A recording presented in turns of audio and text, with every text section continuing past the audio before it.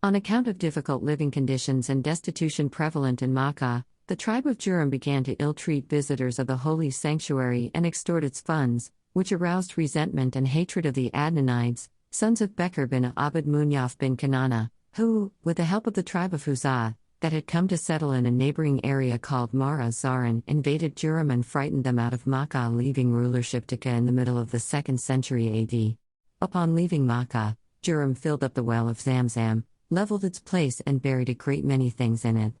Amr bin al-Harith bin Mu'addad al-Jurumi was reported by Ibn Ishaq, the well-known historian, to have buried the 2 gold deer together with the black stone as well as a lot of jewelry and swords in Zamzam, prior to their sorrowful escape to Yemen.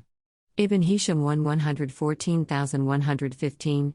Ishmael's epic is estimated to have lasted for 20 centuries BC, which means that Jurhum stayed in Makkah for 21 centuries and held rulership there for about 20 centuries. Upon defeat of Jurhum, the tribe of Huzam monopolized rulership over Makkah. Mudar tribes, however, enjoyed 3 privileges. The first, leading pilgrims from Arafat to Muzdalifah and then from Mina to the Aqaba stoning pillar. This was the authority of the family of Al-Ghaff bin Murrah, one of the septs of Elias bin Mudar, who were called Sofa. This privilege meant that the pilgrims were not allowed to throw stones at Al-Aqaba until one of the Sofa men did that.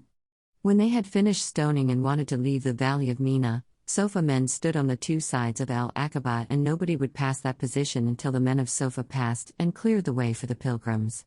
When Sofa perished, the family of Said bin Zaid Manat from Tamim tribe took over. The second, Al-Afada, leaving for Mina after Muzdalifah, on sacrifice morning, and this was the responsibility of the family of Adwan. The third, deferment of the sacred months, and this was the responsibility of the family of Tamim bin Adi from Bani Kanana. Huzah's reign in Makkah lasted for 300 years, during which, the Adnanites spread all over Najd and the sides of Bahrain and Iraq, while small septs of Quraysh remained on the sides of Makkah. They were Halul, Haram and some families of Kanana. They enjoyed no privileges in Makkah or in the sacred house until the appearance of Qusay bin Kalab, whose father is said to have died when he was still a baby, and whose mother was subsequently married to Rabia bin Haram, from the tribe of Bani Udra. Rabia took his wife and her baby to his homeland on the borders of Syria. When Qusay became a young man, he returned to Makkah, which was ruled by Halil bin Habsha from Huzah, who gave Qusay his daughter, Haba, as wife.